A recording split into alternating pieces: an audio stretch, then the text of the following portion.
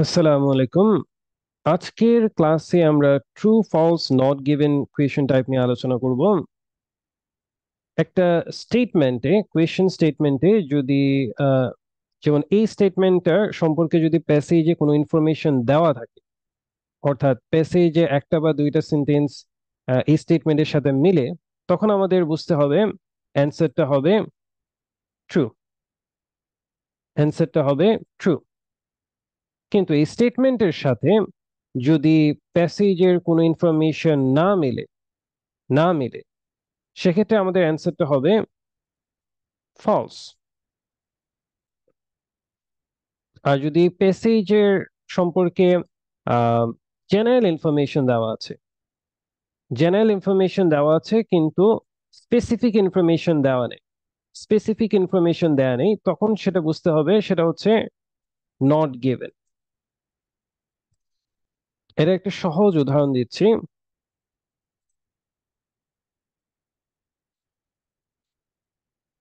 আমি যদি বলি একটা স্টেটমেন্ট হচ্ছে is a good teacher he is a good teacher. So এটা যদি স্টেটমেন্ট হয়ে থাকে, সেক্ষেত্রে টিচারটা হচ্ছে কি, আমার লোকেশন। সো টিচার এবং he is a good teacher, he is a teacher, so টিচারটা হচ্ছে আমার লোকেশন খুঁজে বের করে একটা ওয়ে। কিন্তু আমাদের খেয়াল রাখতে হবে যে এই ধরনের কোয়েশনে দুই ধরনের ভোকাবুলারি থাকে। একটা দিয়ে যেটা হচ্ছে আমরা লোকেশনটা আইডেন্টিফাই করব, আর আরেকটা দিয়ে হচ্ছে সেটা হচ্ছে আমরা কিওয়ার্ডটা আইডেন্টিফাই করব, যেটাকে আমরা বলি অ্যান্সার ওয়ার্ড, যেটা থেকে আমরা অ্যান্সার খুঁজবো।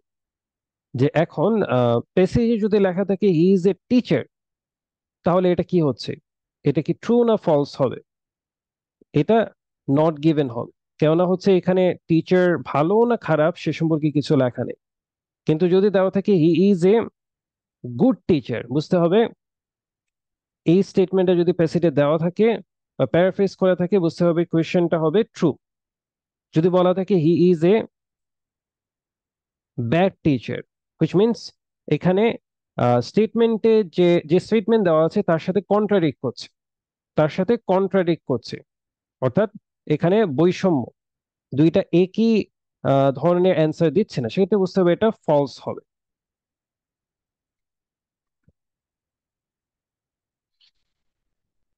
So let's go back to the passage. আমরা প্যাসেজের সাথে ম্যাচ করার চেষ্টা করব।